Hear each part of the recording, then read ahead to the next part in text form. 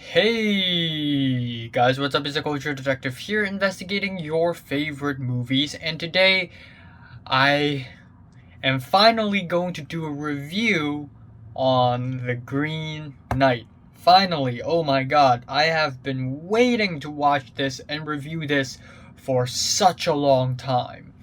So, The Green Knight is the latest A24 movie, and it is written and directed by David Lowery.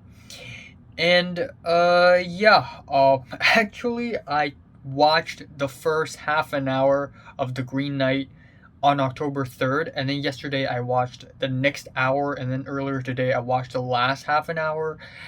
And I hate that because the website that I watched the movie on kept on buffering. It kept on buffering and loading, and I just couldn't enjoy it. Like, I would watch it, and at first it would be smooth, and I would be immersed in the experience. And then at some point, it's just going to start buffering. And no matter how long I wait, no matter how many times I refresh the website, it will still keep on buffering. And I just can't enjoy a movie if it just keeps on loading and stuttering and buffering. I just can't enjoy it. So I have to wait all the way till this morning to finish this freaking movie. But, anyways, if I can, I will rewatch this movie in one sitting just to get the full immersive experience. But yeah, The Green Knight. It is from the well-known, very famed indie film production company A24, who has been pumping out one amazing movie after another in the past few years. Moonlight, The Lighthouse, Hereditary, The Florida Project, The Disaster Artist, friggin' Midsommar, like the list goes on, Climax. And now we have The Green Knight, and this has got to be one of the most polarizing films of the year so far, because a lot of people watched it and was like, wow, all style, no substance, boring as hell. Yeah, it looks good, but the story sucks. But, yeah. I was actually kind of afraid when I first watched this movie. When I went into this movie, I was actually kind of afraid because I am not familiar with English medieval fairy tales and folklore and history and literature at all. I'm not familiar with those things at all. So I thought maybe if I go into The Green Knight blindly, I would just not enjoy it. But actually, I kind of do. So obviously, before watching this movie, I did a little research. This is the kind of movie that you would want to do research beforehand. I did a little research.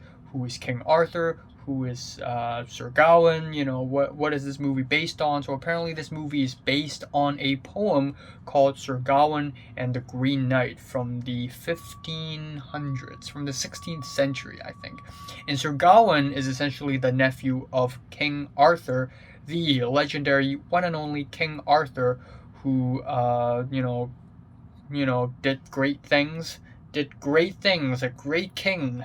But he fought off the Saxons.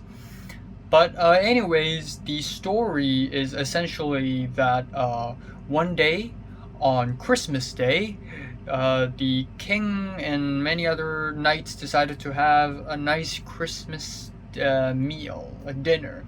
Suddenly, this Green Knight walks into the dinner room, and he doesn't seem real. He looks like a tree.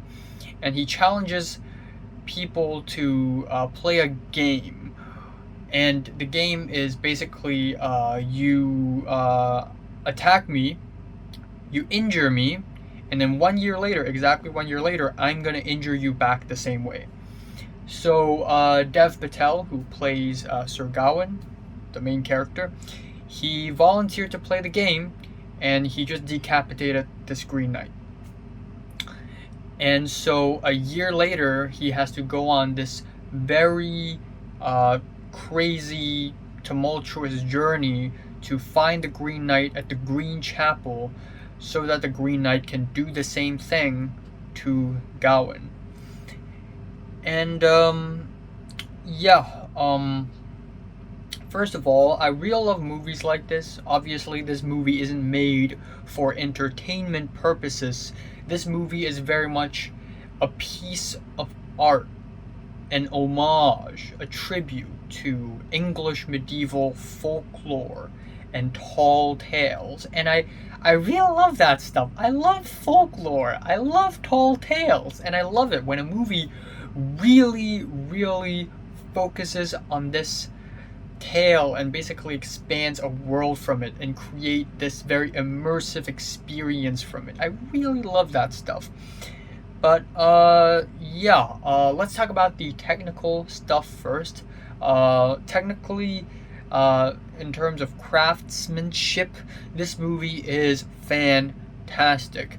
The visuals are amazing. I would be pretty pissed if this movie doesn't get nominated for like best cinematography or anything, even though we all know that that won't happen because A24 is not rich enough to campaign, but or maybe they just don't want to. But yeah, this the cinematography is amazing. I love the colors of this movie. I love the lighting. The lighting is absolutely beautiful. I love the sound. Like the sound effects are just really good. Like especially when the Green Knight was walking, you could hear the tree, the wood crunching. You know, there were a lot of metallic and wood sounds that just sounds very crisp, and it makes the whole environment of this film so much more immersive and real. I love the score as well. It is kind of medieval with the frenzy strings and percussion, and I kind of love that. And yeah, Dev Patel is amazing in this movie as well. We have Alicia Vikander, who plays two roles in this movie, and she is great in both of them. She does two different accents, like one Northern English accent and another more posh accent, and she does both really well. And yeah, that is as far as the technical side of things go. Now, as far as story goes, I'm gonna be honest here. When I finished watching the movie, I kind of don't understand it either. I was genuinely kind of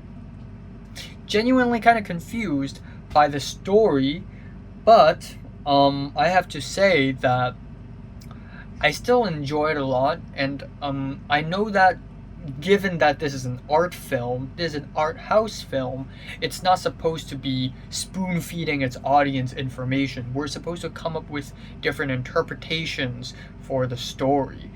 And that being said, though, what's also really important is the vibe of this film. If this film really wants to present us an experience like this, I think it's really important that the selling point of this film is to really give us this extremely I guess visceral, medieval, fantastical experience. And to do that is to basically guide us, the viewers, into this world slowly, bit by bit. And the movie does that really well, up to a certain point. So we have Gawain leaving his home city, and he runs into some bandits.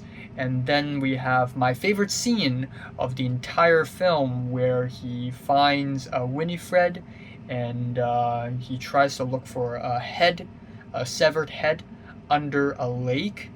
That is my favorite scene because it's very trippy, but it also signals that every single beat of this story is going to only get weirder and weirder and weirder. And then we have the fox, and then we have the titans, and they're all really beautiful. And then after that, we have a part of the film that's probably my least favorite, where Gawain runs into a stranger's house, and the film basically hits kind of a slow point at this stage, and it felt kind of dragged. But afterwards, we have a very good and interesting climax. We have a beautifully heart-wrenching and just tumultuous montage near the end, and a very interesting ending, and that's how the movie ends, and I kind of like it. So yeah, I can say that this film successfully brings its viewers into the fantastical world gradually, because again, at some point it was kind of interrupted, But still, I can clearly tell that this film is still a very passionate homage to medieval poetry. And yeah, I guess I don't want to get into spoilers, but again, there are many interpretations for this film, and there are already a lot of videos on YouTube and a lot of posts on Reddit basically explaining it. But yeah, I guess this movie would be worth a rewatch for me. And yeah, as much as I think this movie is not the most enjoyable experience. You know, there are a lot of super slow and long shots, and I like them, but it's not for everybody. I still think this is one of the best movies of the year so far. Um, yeah, I enjoy this movie quite a lot actually. And I feel like this movie is going to only age like fine wine from here on out. So, The Green Knight, it is a very interesting movie, and I am feeling a strong 8 to a light 9 out of 10. So, if you watched The Green Knight from 1 to 10, I would just rate it, like it, and subscribe if you want more, and thanks for watching.